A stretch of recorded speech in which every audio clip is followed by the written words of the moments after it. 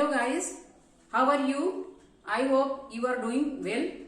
So guys, today I am going to explain from the basic level.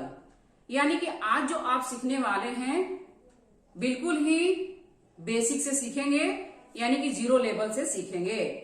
तो guys आज क्योंकि आप जो अंग्रेजी बोलने की जर्नी को शुरुआत किए हैं, तो इसके लिए आपको क्या करना होगा कि बेसिक जो चीज है वो जानना जरूरी है। यानी छत डालने से पहले आपको दीवार खड़ा करना जरूरी है।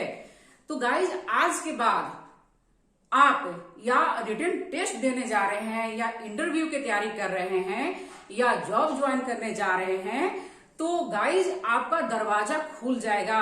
यानी कि आज के बाद आज जो सीखेंगे, यहां से जो आज आप सीखेंगे, उसके बाद आप सेंटेंस बनाना बहुत अच्छी तरह से समझ लेंगे। गाइज मैं पहले भी बता चुकी हूं कि सेंटेंस को रट्टे मार के बोलने से ज्यादा बेहतर होगा कि आप सेंटेंस को बनाना जान जाएं।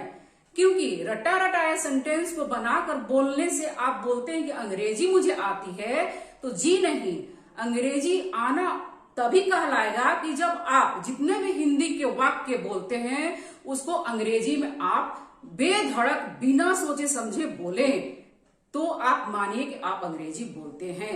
तो गाइज आज आप यही सीखेंगे, यानी कि आज जो सीखेंगे आप बेधड़क बिना सोचे समझे आप आगे अंग्रेजी बनाकर बोलने की कोशिश करेंगे। तो आप बिल्कुल मेरे वीडियो पर बने रहे, एंड तक बने रहे, बिल्कुल घबराइए नहीं। घबराएंगे तो आप सीख नहीं पाएंगे। इसके लिए आपको थोड़ा पेशेंस रखना पड़ेगा और अंग्रेजी सीखने के लिए रोगी यानी कि पेशेंट बनना पड़ेगा। यानी कि पूरी तरह से आप सोचिए कि मुझे अंग्रेजी सीखना है। जिस जोश के साथ आप शुरुआत किए सीखने का, वो जोश को आपको बरकरार आगे रखना होगा। सो गाइज बिना देर किए लेट्स गेट स्टार्टेड। गाइज अंग्रेजी में सबसे जो बेसिक चीज है वो क्या होते हैं? लेटर्स होते हैं। यानी ABCD जो होते हैं ये 26 लेटर्स होते हैं, और इसको हम लोग अल्फाबेट कहते हैं। वही हम लोग हिंदी में इसे वर्णमाला कहते हैं, यानी अक्षरों के जो समूह होते हैं उसे हम लोग वर्णमाला कहते हैं। हिंदी तो आप पढ़े होंगे, हिंदी लैंग्वेज, तो आपको तो ये पता ही होगा कि जो क ख ग जो होते हैं ये वर्णों का समूह होते हैं, और उनको हम लोग वर्णमाला कहते हैं। ऐसे ही ABCD के समूह को हम लोग अल्फाबेट कहते हैं। तो गाइज ये जो लेटर्स हैं, लेटर्स को मिलाकर वर्ड्स बने हुए हैं, और लेटर्स को मिलाकर वर्ड्स बने हुए हैं, वर्ड्स को मिलाकर शॉर्ट सेंटेंसेस बनते हैं, देन शॉर्ट सेंटेंसेस के मिलाकर लॉन्ग सेंटेंस को बनाए जाते हैं और बोले जाते हैं। तो गाइज ये देखिए कि लेटर्स जो होते हैं 26 लेटर्स होते हैं।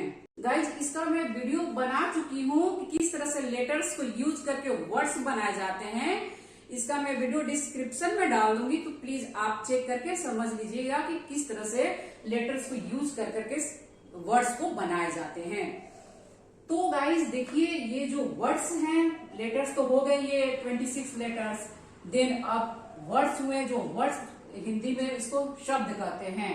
तो शब्द जो है वो क्या है? अंग्रेजी भाषा में जितने भी शब्द हैं उन्हें वाक्यों में कार्य एवं प्रयोग के विचार से 8 भागों में बांटा गया है। कितने भागों में बांटा गया है? यानी कि वर्ड्स को, यानी शब्द को 8 भागों में बांटा गया है। 8 प्रकार के वर्ड्स होते हैं। इनमें से प्रत्येक भाग को पार्ट ऑफ स्पीच कहते हैं। यानी कि पार्ट ऑफ स्पीच इन्हीं को कहते हैं जो 8 भागों में बांटा गया है। किनको बांटा गया है? वर्ड्स को बांटे गए, यानी शब्द को बांटे गए हैं। ओके, 8 भागों में बांटा गया है। तो गाइज यहाँ पर देखिए जो पार्ट ऑफ स्पीच है, यानी कि जो वर्ड्स है, वर्ड्स जो 8 भागों में बांटा गया है, इन्हीं वर्ड्स को हम लोग यूज करके जो सेंटेंस को बनाते हैं।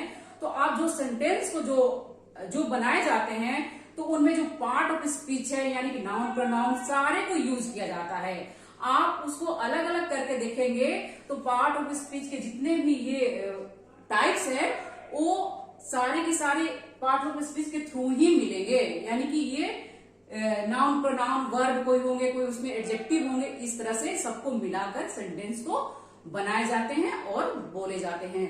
तो गाइज आज आप ये समझेंगे, क्योंकि आज के बाद आप जो रिटन टेस्ट देते हैं और आपको उसमें पहचानना होता है कि कौन सा नाउन है, क्या प्रनाउन है, जो आपके नंबर कट जाते हैं, तो आज के बाद ये मिस्टेक आप नहीं करने वाले हैं। आज जो यहाँ सीखेंगे तो आपका जो आने वाले कल के लिए बहुत ही मतलब क्या बोले, बहुत ही ज्यादा लाभप्रद होगा, यानी कि बहुत ही आप उससे सुविधा उठा सकते हैं। नॉलेज के मामले में रिटन टेस्ट देने जाए या कोई सेंटेंस को बना रहे हैं जिसमें नाउन क्या है प्रनाउन क्या है, फटाफट आप बताएंगे, बोलेंगे कि हाँ ये नाउन है, ये प्रनाउन है।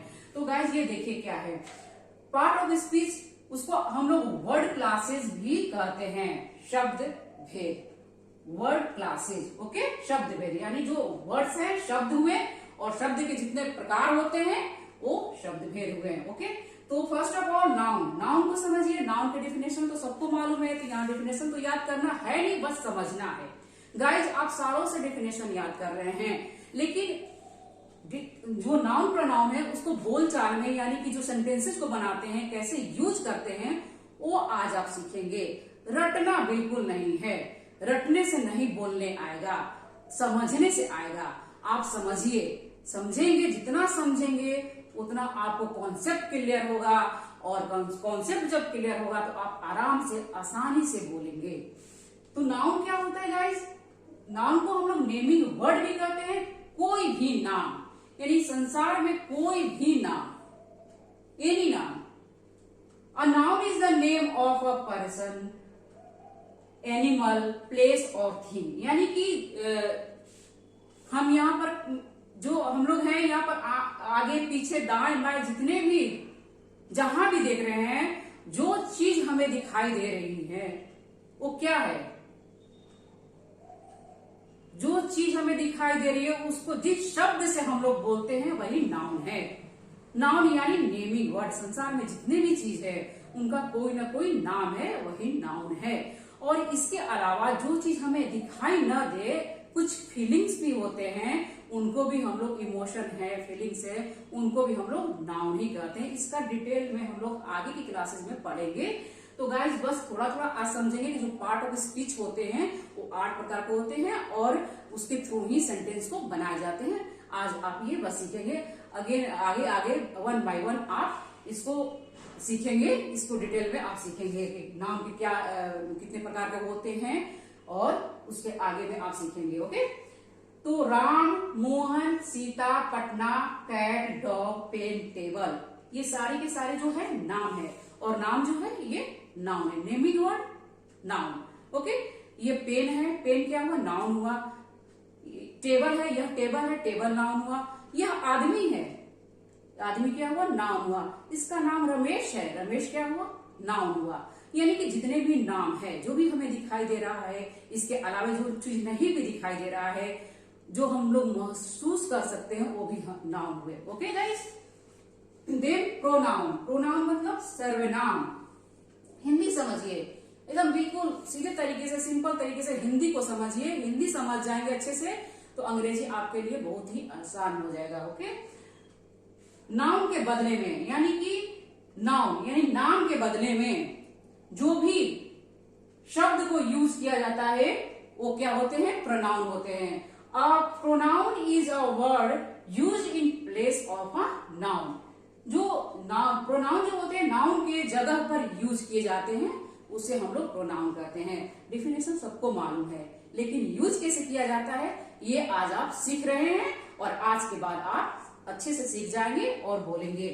लाइक जैसे I, we, you, he, she, it, they, his, her, etcetera. तो गाइस देखिए, प्रोनाउन जो नाउन के बदले में यूज किया जाता है। जैसे कि मैं बता रही हूं कि राधा जो है मेरी बेस्ट फ्रेंड है, Radha is my best friend. वो पढ़ने में तेज है, तो वह पढ़ने में तेज है। शी इज गुड एट, अंग्रेजी में तेज है, अंग्रेजी। She is intelligent, okay. तो वह अंग्रेजी में तेज है, शी इज गुड एट अंग्रेजी, इंग्लिश, सॉरी। तो जो ये राधा की जगह पर शी यूज हुआ, वह रोज स्कूल जाती है, she goes to school daily. वह सुबह 5 बजे उठती है। तो जैसे मैंने पहले बताया कि राधा मेरी दोस्त है, तो राधा मैं एक बार बोली। देन राधा पढ़ने में तेज है, राधा रोज सुबह इतने बजे उठती है, राधा रोज स्कूल जाती है। ऐसे तो आप हिंदी के वाक्य नहीं बोलते, ये तो बहुत कठिन लग रहा बोलने में, है ना। आप कैसे बोलते हैं कि मेरा यह दोस्त है, रमेश मेरा दोस्त है, वह मैथ्स में तेज है, वह रोज इतने बजे उठता है, रोज एक्सरसाइज करता है, वह करके यूज करते हैं। तो जैसे हम लोग हिंदी में बोलते हैं, इंग्लिश भी वैसे ही हम लोग को बोलना है।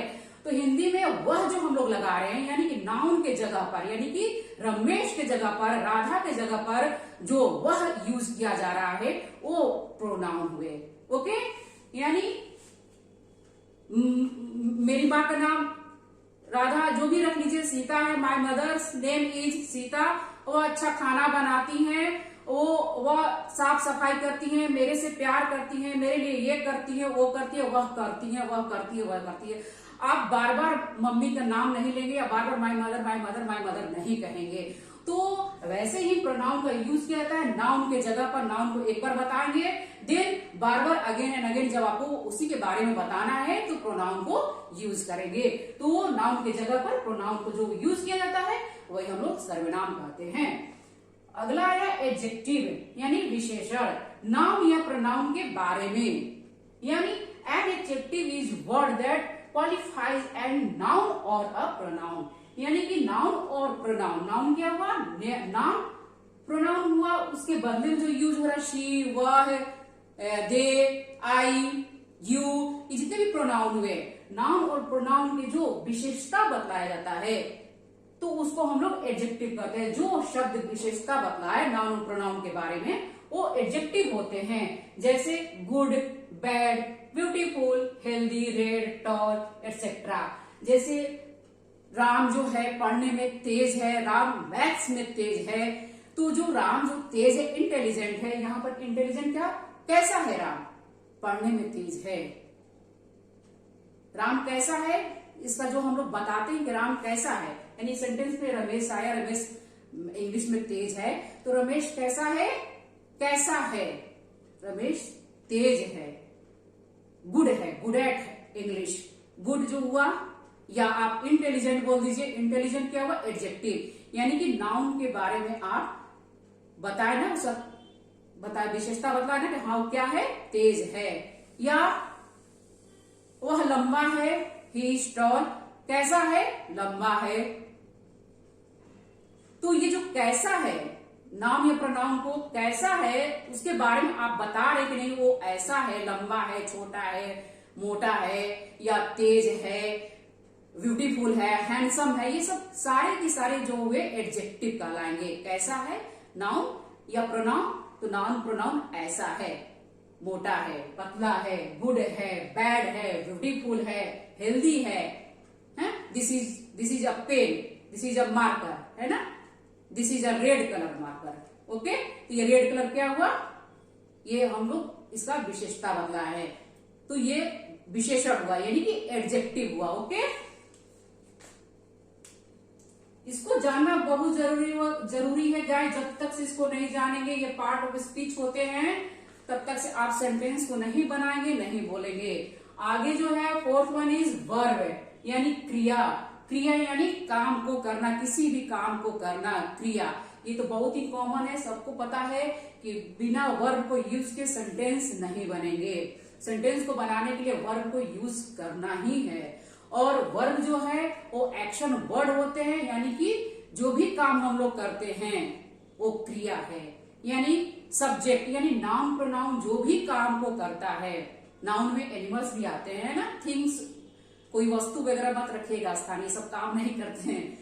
नाउन क्या है, एनिमल्स, और जो भी पर्सन है, जो भी काम करते हैं वो क्या हुआ, क्रिया हो गया। Okay, a verb is a word which shows an action, state और possession. It, play, come, go, is, are, am, have, has, had, shall, will, can, could, should, would etcetera.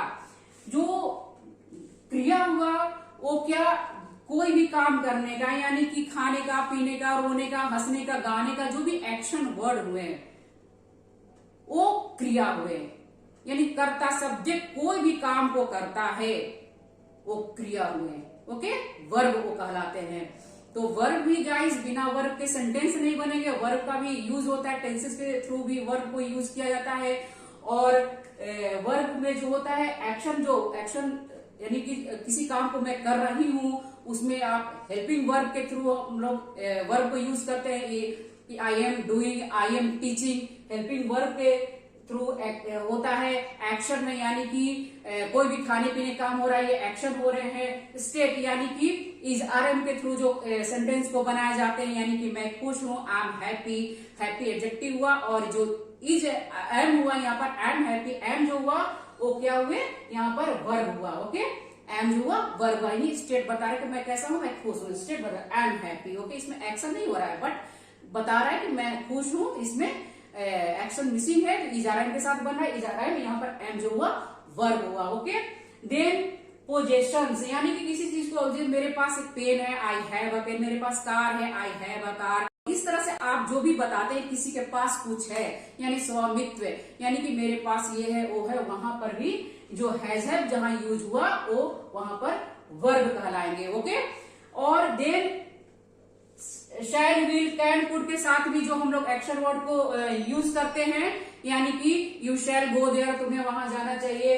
Can का आई कैन डू इट, मैं इसको कर सकता हूँ, can do it, I can do it. I can जो हुआ वो वहां पर हेल्पिंग वर्ब हुआ, और डू हुआ मेन वर्ब। तो कई बार जहां पर जिस सेंटेंस में 2 बार वर्ब यूज हो तो आप एक को हेल्पिंग वर्ब की तरह यूज करेंगे, देन सेकेंड को आप मेन वर्ब की तरह यूज करेंगे। आई कैन डू इट, आई हुआ सब्जेक्ट, कैन हुआ हेल्पिंग वर्ब, डू हुआ मेन वर्ब, यानी डू माने करना, काम को करना, खाने पीने, हंसने खाने, एक्शन वर्ड हुए। ओके, वर्ब हुए। कैन हेल्पिंग वर्ब, डू हुआ मेन वर्ब, देन इट हुआ ऑब्जेक्ट। तो इस तरह से आप वर्ब को यूज करके सेंटेंस को बनाएंगे और बोलेंगे। गाइस, अगर आपको मेरे वीडियो पसंद आए तो प्लीज लाइक एंड सब्सक्राइब जरूर कर दीजिए, और वीडियो देखने के बाद गाइस कमेंट्स जरूर करिए कि आपको वीडियो कैसी लगी। नेक्स्ट वन इज एडवर्ब, यानी क्रिया विशेषण। क्रिया के बारे में विशेष जानकारी देने वाले शब्द यानी क्रिया विशेषण कहलाते हैं। An adverb qualifies a verb, an adjective और another adverb. Slowly, carefully, very etcetera. वह पढ़ रहा है, जो पढ़ना हुआ ये तो वर्ब हुआ। वह क्या कर रहा है, पढ़ने का काम कर रहा है। यहां तो वर्ब बताया जा रहा है, पढ़ने का काम कर रहा है, लेकिन पढ़ने की जो क्रिया है कैसी हो रही है, जो शब्द यह बताए कि पढ़ने की क्रिया यानी किसी क्रिया को कैसे किया जा रहा है, कोई भी क्रिया कैसे हो रही है, वो एडवर्ब कहलाते हैं। उसको एडवर्ब हम लोग कहते हैं। पढ़ने की क्रिया कैसे हो रही है, जोर से हो रही है, तेजी से हो रही है, या धीरे धीरे हो रही है। कोई भी काम जो हम लोग कर रहे हैं वो किस तरह से कर रहे हैं, कैसे हो रही है, ये एडवर्ब के थ्रू पता चलता है। तो guys, he is reading fast, वह पढ़ रहा है, ही इज रीडिंग, वह तेजी से पढ़ रहा है, ही इज रीडिंग फास्ट, वह धीरे धीरे पढ़ रहा है, ही इज रीडिंग स्लोली। इस तरह से एडवर्ब को सेंटेंस में यूज किया जाता है। देन प्रीपोजिशंस, संबंध बोधक अव्यय। दो चीजों के बीच संबंध दर्शाने वाले शब्द जो होते हैं वो प्रीपोजिशंस कहलाते हैं। A prepositions is a word usually placed before a noun और a pronoun to show its relation to some other word या words in the sentence, in, at, on, from, to, by, of, etc. वह शब्द जो किसी noun या pronoun के पहले आकर उस नाउन प्रनाउन का संबंध वाक्य में प्रयुक्त किसी अन्य शब्दों से कराता है, उसे हम लोग प्रीपोजिशंस कहते हैं। गाइस, जैसे आप ये देखिए, दिस इज अ मार्कर और यह एक बॉक्स समझ लीजिए। ओके, तो ये जो मार्कर और बॉक्स, यह मार्कर बॉक्स है। ये जो हम वाक्य बना रहे हैं तो क्या ये अर्थपूर्ण है? नहीं, यह मार्कर बॉक्स के ऊपर है। ये जो वाक्य है वो अर्थपूर्ण है, या बॉक्स के नीचे है, यह मार्कर बॉक्स के अंदर है, यह मार्कर बॉक्स के पीछे है, बगल में है। इस तरह से जो आगे पीछे बगल में इसको जो हम लोग यूज करेंगे बताने के लिए वो प्रेपोजिशंस होते हैं। जैसे the marker is on the box, the marker is under the box, the marker is in the box. ये इन ऑन जो हम लोग यूज कर रहे हैं मार्कर और बॉक्स के बीच में जो रिश्ता बता रहे हैं वो प्रेपोजिशंस होते हैं।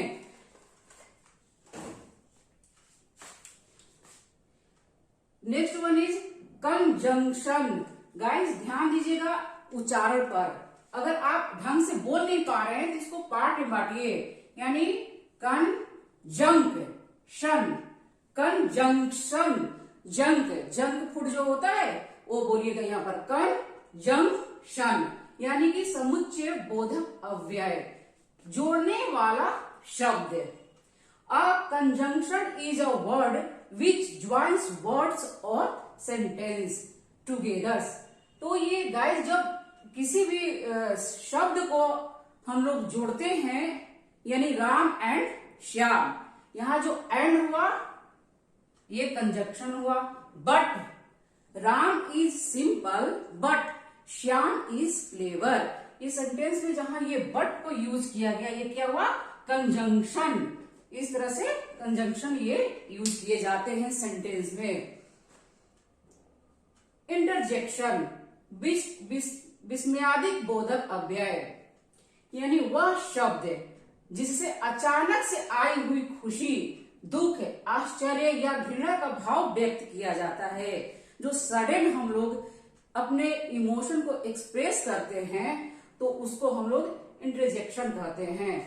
And interjection is a word which expresses some sudden feelings और emotion. Alas, ah, oh, hello, hurray, etcetera. Hurray, we have won the match, हम लोग मैच जीत चुके हैं। Ah, I have burned my finger. Alas, the cat is dead. इस तरह से sentence में हम लोग इंटरजेक्शन को यूज करते हैं और सेंटेंस को बनाते हैं। तो गाइज आप अब पार्ट ऑफ स्पीच को समझ चुके हैं कि किस तरह से सेंटेंस में इसको यूज किया जाता है और बनाया जाता है। आई थिंक कि आपको आगे कोई प्रॉब्लम नहीं होंगे। गाइज कुछ एग्जाम्पल्स के साथ हम लोग समझते हैं। आई लव माई कंट्री, मैं अपने देश से प्यार करता हूँ। यहाँ लव जो है ये वर्ब हुआ। शी इज माई लव, वह मेरा प्यार है। यहाँ लव जो हुआ ये नाउन के लिए यूज किया गया है। इसको आप आगे समझेंगे, जो नाउन के जो प्रकार होते हैं वो आप समझेंगे तो ये समझ में आ जाए कि यहाँ पर लव जो है नाउन कैसे हुआ। This is a fast train, यानी ट्रेन कैसी है? तेज है। ये एडजेक्टिव बता रहा है नाउन, यानी ट्रेन के बारे में विशेषता बताया जा रहा है कि ट्रेन फास्ट है, तो ये एडजेक्टिव हुआ। द बॉय रन्स फास्ट, जो लड़का है वो दौड़ने का काम कर रहा है, यहाँ पर करता है।